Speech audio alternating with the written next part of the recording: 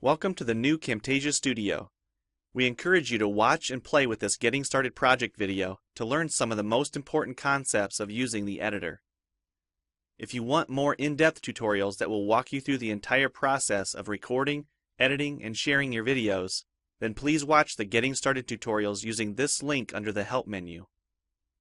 The editor is divided up into three main areas: the clip bin, the timeline, and the canvas.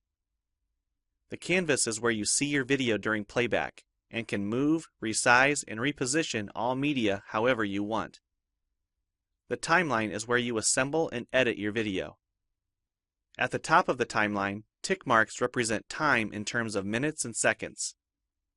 When building a video, you'll work in a horizontal manner, beginning from the left and moving sequentially through time toward the right. The tracks are layered on top of each other, so media you add on higher tracks is viewed on top of media on lower tracks in the canvas. For example, this callout is placed on top of the video track on the timeline, and therefore is on top of the screen video on the canvas. If I drag the video track on top of the callout on the timeline, the callout is now hidden behind the video on the canvas. Use the zoom slider to magnify the view of the timeline. This is very helpful when making precise cuts and selections, like removing ums in your audio. New media can be dragged and dropped on an existing track, or a new track is automatically created when media is dropped at this location at the top of the timeline. To change the position of a clip on the timeline, just drag it. To change the duration of a clip, drag the edges in either direction.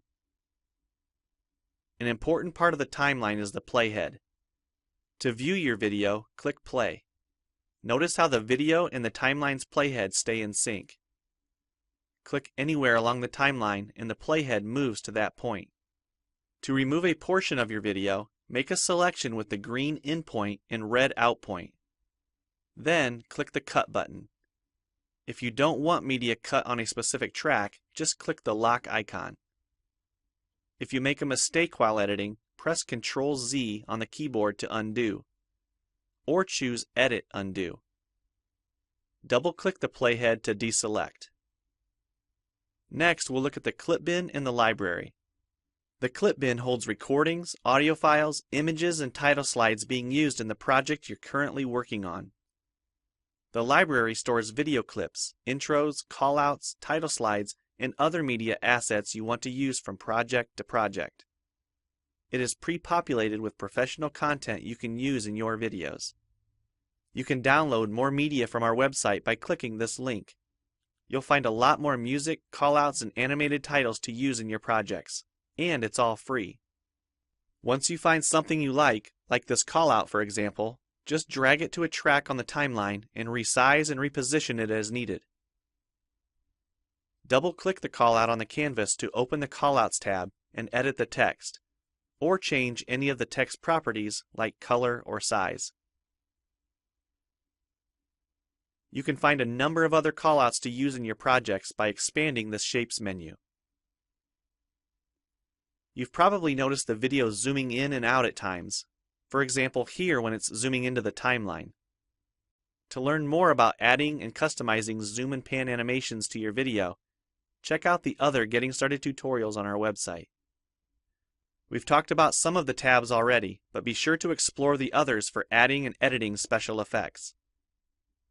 If they don't all show up as tabs, click on the More tab to explore others, like the speech-to-text capabilities and captions, and the improved quizzing. Also, transitions can now be dragged directly to the timeline and added on top of clips. So we've shown a few ways you can navigate and edit your video. But how do you get content into your video? To make a new screen recording, click the Record the Screen button. If you already have an audio or video recording you'd like to use, click the Import Media button. When you're done with your video project, you'll need to click the Produce and Share button to create a shareable video. Expand this menu to see a variety of presets. We have a new video player that plays back your MP4 video and includes other interactive features like table of contents, closed captions, quizzes, and even hotspots. These features are available when hosting your video on TechSmithScreencast.com or the video and player on your own web server.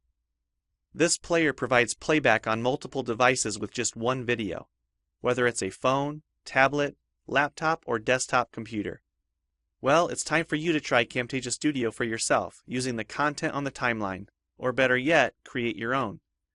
We have lots of free tutorials on our website, and I recommend you begin with the Getting Started series.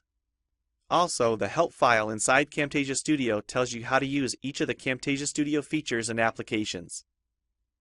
One last thing, if you ever want to open this Getting Started project again to view or practice with, use this link here.